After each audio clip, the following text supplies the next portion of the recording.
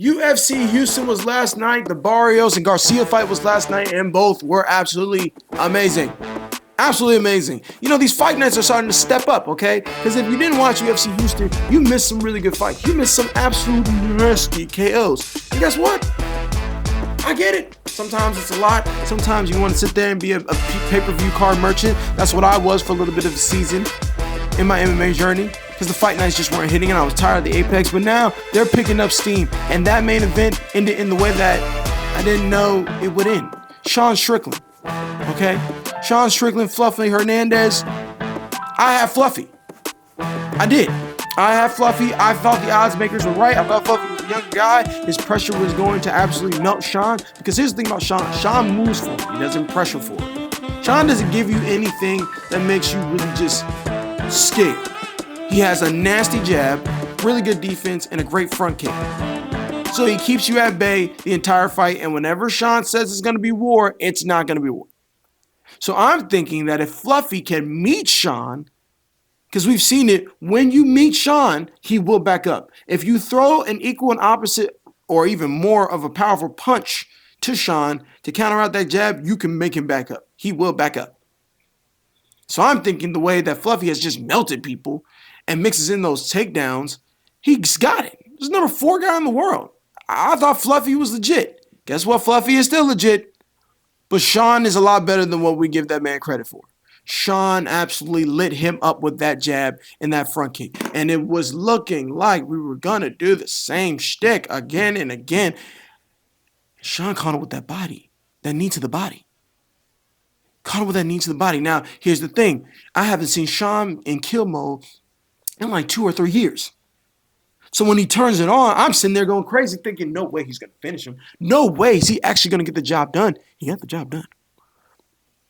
Sean unleashed the fury of the absolute heavens on Fluffy Hernandez and got that boy out of there in the 3rd round. Sean Strickland, a finish in 2026. What kind of freak show timeline are we living in? And if you're telling me that you thought this was going to happen, you're lying. I don't even know what to say. He really is that good. And it makes me sick because I can't stand the shit, the character that Sean plays. But doggone it, he's a good fighter. And I know he's a decision merchant. But you can't deny the results. You can't deny the results. No one can stop that jab. No one can stop that front kick. And here's the thing. I think this is something that you can see in elite level striking. But dang, he was even working against Izzy too. And I was a prime Izzy. And I love Izzy. He's my favorite fighter. One of my top 3. But Sean had him. He had his number that night. Do I think he does that the next time? No. I think if they fight 10 times, I think Sean wins 2 or 3. Really, come on. But at the end of the day, he won that fight fair and square, and that was a prime Izzy. But I'm saying this in respect of elite strikers with Sean Strickland. You have to understand, it is not enough to parry Sean's jab. You can't parry Sean's jab. You just can't do it. That's not how that works. Okay? When you just parry Sean's jab, when you have that good of a jab, you know how to break through the parry, how to reload and re-aim, how to know how to come at those different angles with the jab. Maybe it might be a spear jab. Maybe it might be an overhand jab. Maybe it might be a straight. So when dealing with a jab like Sean Strickland, you can't just parry it. That's not how that works. You got to break it. You got to break his rhythm. Okay? You have to give him a reason to stop jabbing. So that means you have to meet his jab. And not just meet his jab, you have to push through and break and connect past his jab to disrupt the rhythm. Parrying, it's fine. He's used to that sensory detail of hitting the hand. He knows he's not going to hit every single target. He knows he's not going to bust up your face every single time. But he knows he will get to that target because he knows how to use the jab. And the jab is one of those punches in MMA that a lot of people really don't know how to use. They think it's just a straight flick out there. There's an art to using the jab. Very few people know how to use it. It's a dangerous punch. It's not going to knock you out. But you get hit with it enough times in 5 rounds, you're going to start feeling it. And it will start wearing on your face. And that's what happened to Fluffy. Sean's jabs and teeps are incredible. Sean is like the Mayweather of MMA in a sense. He has the perfect Philly show, literally, for MMA. His defense is great. He doesn't get hit. He's just not. He's Sean. The problem is that he talks too much for the style that he fights, and people are expecting more out of him. But that's not how he fights. But this time he came to play, and you got to respect it. Now the question is, where does he go next? I pray that Khamzat does not move up to light heavyweight. Because if Khamzat doesn't move up to light heavyweight, guess what? We get to see that fade. And I think Khamzat kills Sean Strickland. But then again, if there's anybody who can shock the world in that middleweight division, it's Sean Strickland. So I don't know what the heck is going to happen. But if Khamzat moves up to light heavyweight to fight Yuri because Alex is vacating the belt to fight Gon, we might have a monkey wrench in the program. But I wouldn't mind that fight. Coming into the co-main event, we had Neal versus Medic. Jesus have mercy, Jeff Neal. I don't want to say it, but it looks like the downwards descent, the cliff, as Max Kellerman would say, might be on its way. Two absolute nasty knockouts, very close to each other between Carlos Prates and Medic. Jesus, those were nasty. This fight was exactly what we thought it was going to be. These boys came swinging out the gate. They were putting in work. It wasn't that long. They were throwing hands. Absolute heat-seeking missiles at each other in a very technical way. They got into the pocket. Medic caught him with a nice, I think it was a left hook, straight to the dome piece on the temple. Put him out instantly. Put him on the midnight train to Georgia. Nasty work. I like this Medic guy too. I love the call-outs. I love the post-fight interview. Houston, we have a problem, and I'm the problem. This guy's great. He's money. He's absolute money. And I would love to see him continuously climb up the welterweight ranks. Now, I need to see, who did he call out? I need to figure out who did he call out. I can't remember who he called out. I don't know why it's escaping my name. But what I will say is this, though. The dude's got guts. That's the kind of fighter you want to see. No, he's not going to be undefeated. He's not going to have any losses. He might have some here and there, but it ain't going to be that many. And when he comes, he's coming to take you out and put those lights out. You know how hard it is to knock out Jeff Neal? But Jeff Neal, it might just be one of those situations where sometimes certain people are so hard to knock out that when they do get knocked out, it's just their chin is never the same. That Carlos Prates fight might have actually altered Jeff Neal's trajectory of his career. We don't know. But it sucks because Jeff Neal's a great fighter, a really good fighter, a perennial top 10 welterweight, in the world. Always. He's always that gatekeeper to that division. When you want to know if you're good, you fight Neal. If you want to know if you're the real deal, you fight Neal. And that's what happened. I'm sad that my boy got knocked out, but we got a budding star in Houston. You really might have a problem. No, not might. We have a problem in that division. Coming in at the next fight, we had Ige versus Costa.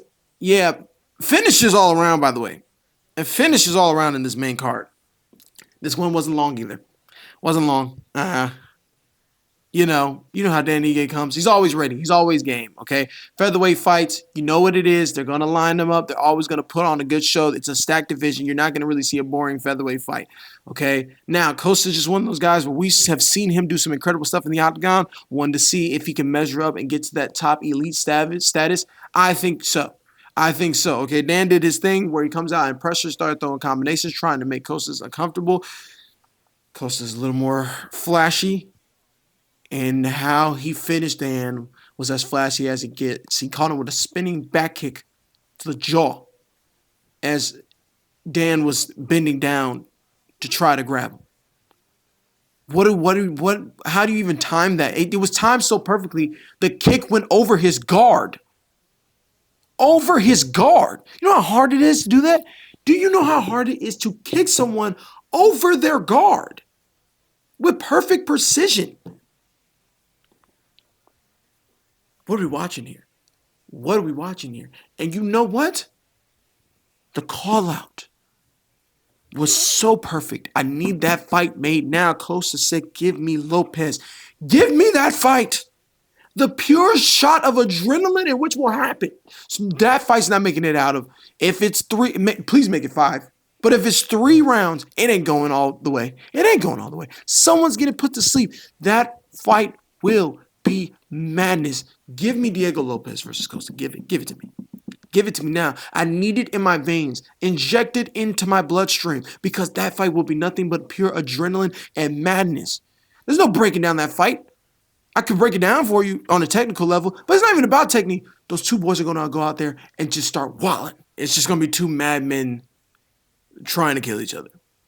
And that's what I want to see in my fights anyway. Again, I love technical masterpieces, but I just want to see a good old wild brawl.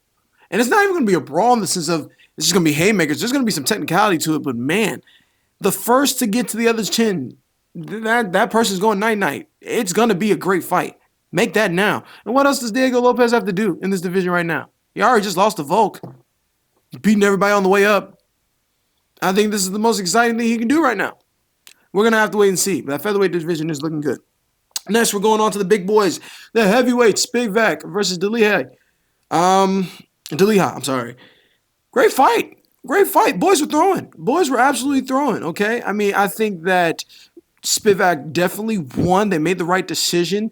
Deliha was definitely wearing it. He was definitely wearing the damage a lot. But don't think that Spivak came out unscathed either. He was getting pieced up to a certain extent too. But it was definitely a good fight. Definitely a good fight. I thoroughly enjoyed that fight. They were putting together combinations. These boys were throwing hands. In a pretty technical way too. They gave the crowd their money's worth. I ain't mad at it. I think that takedown in the later rounds is what helped secure that win for Spivak as well to add in some of the grappling. But that was pretty much an on-the-feet affair, and they did some pretty cool stuff. Great fight. Not mad at it. Love it. Love to see. We'll see where they go next. The heavyweight division right now is just in shambles. So it's hard for me to get invested because of everything that's going on with Tom and Cyril, and it's just a lot going on with the heavyweight division. And the skill there is really not worth anything. But these two, they got some skill. They're great fighters, so I'll respect that fight. Finally, we are going to go with Smith versus Harrell. Yeah. Were those... Ref, do something. That stoppage was insane. Or maybe it was just the action that he kept punching him. I don't know. It was just kind of insane how that all went down. But I will say, though, it was an incredible fight. We got a live one. We got another live one. I like the call out of Holland. I like the call out of Kevin Holland. The fight, wasn't much to say. It was on the feet of fair. I think that both guys were landing some pretty decent shots. I saw some good body kicks being landed from the rear position. I think it was a pretty good fight till it got down to the ground. And once it got to the ground, it was smash. And I don't mean like Khabib drown you smash. I mean it was absolutely crack your skull, bust your head in kind of stuff. It was nasty. And those last couple of shots, I'm like, ref, do something, because I don't know if he just got into it, but there was a couple of shots that just weren't needed. And I think that needs to be addressed. And I don't mean he meant to do it or he did. I don't know, but it does need to be talked about, because some of them last 2 or 3 shots were uncalled for, because that boy was out like a light. But I do like the call out of Kevin Holland. I think that is a great way to start working your way up the ranks in the weight class. Kevin Holland is always a game fighter. He's always great, a perennial top 10 when he actually wants to be. He doesn't overtrain or does anything stupid and actually takes this joint seriously. But I like to see that. Ultimately, I think Kevin will lose that fight just due to grappling alone, because Kevin doesn't grapple at all.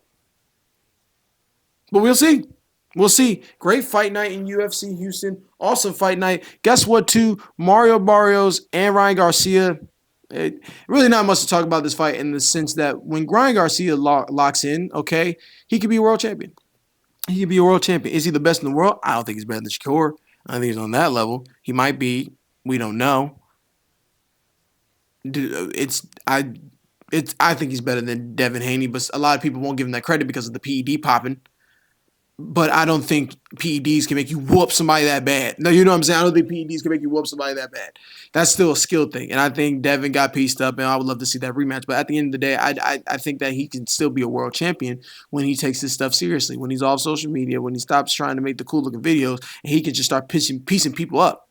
And that's what he did. He knocked down Barrios within the first 30 seconds of the fight. Within the first 30 seconds of the fight, it was over. There's nobody in their right mind that thought that fight was going to be any different than what it was. And that fight was really, I think, 12 rounds to 0. I don't think Barrios won a single round. And if people want to say that Barrios is the worst world champion, this helped their case. This helped their case. Mario did not do anything to disprove them. But at the end of the day, I'm going to give it to Ryan Garcia. I don't want the Shakur fight. Because I think he gets whooped. Let's get the Haney fight. I think there's more money in the Haney fight. I think there's more money in the Haney rematch. I would like to see that. I would like to see where that goes. I would like to see just how good Ryan was in that last fight. Was it a fluke or was it not? And I think even with the PEDs, I still think Ryan wins that fight. I don't think that PEDs would make you have that. I'm not saying that it didn't aid him in that performance, but PEDs don't teach you how to box. And PEDs don't teach you how to put somebody on their behind like that. Give me Garcia in that rematch. Give me Garcia.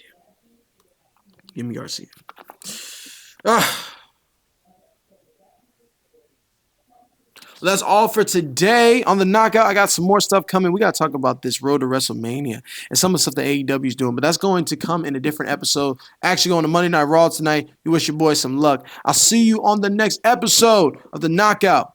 Stick with me.